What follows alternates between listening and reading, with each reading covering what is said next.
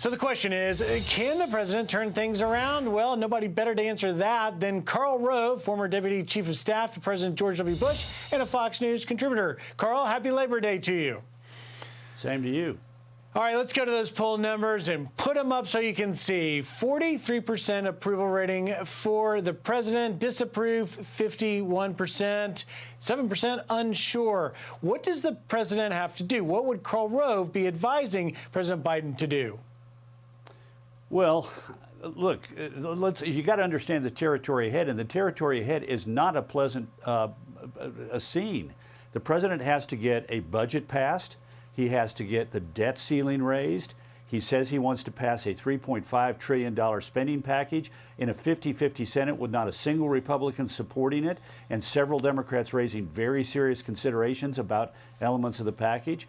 He's even got in the House, he's got groups of members of the House who say we object to some of the major money raisers in this package. So, you know, there's no easy way out of this.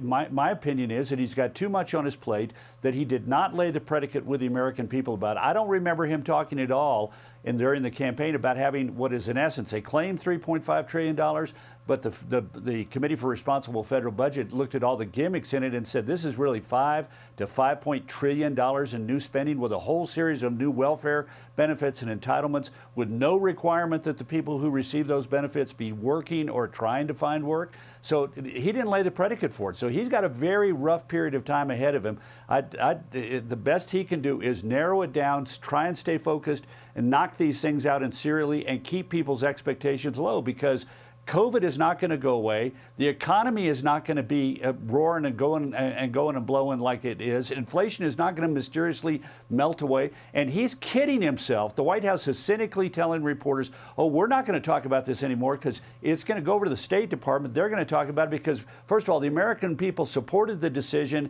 And you know what? They're going to forget this by the time of the 2020 election, our 2022 election. That's cynical. It's not going to go away. We're going to hear bad news coming out of Afghanistan in the weeks ahead. And the idea that the President of the United States can sort of wash his hands, you know, a la Pontius Pilate, and say, I'm not responsible for anything bad that happens from here on out. You go talk to Secretary Blinken, is foolish. That ain't going to happen.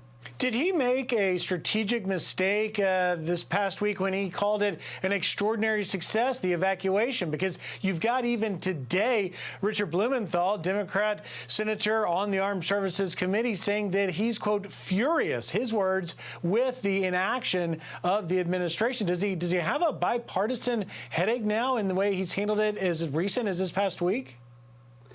He's got a problem because think about it. Think about the polls. They've gone from 51% approval in the Real Clear Politics average to, depending on what poll you look at, you mentioned some that have it as low as 43%. Think about that. That means that 16%, 1 out of every 6 supporters of Joe Biden at the beginning of August is now disapproving of his performance today. That happened because real events intruded. That wasn't just sort of because people woke up someday and got off on the wrong side of the bed and said, I don't like Biden. It's because they looked at what he was saying and doing. And the criticism was bipartisan. We're going to have bipartisan criticism of the things that come forward in the next month or 6 weeks. And I think he's going to be down there in the 40s for a while. Wow, and it's going to be a rough September legislatively. Karl Rove, thank you for taking time. Have a great rest of your Labor Day and stay safe. Hey, Sean Hannity here. Hey, click here to subscribe to Fox News YouTube page and catch our hottest interviews and most compelling analysis. You will not get it anywhere else.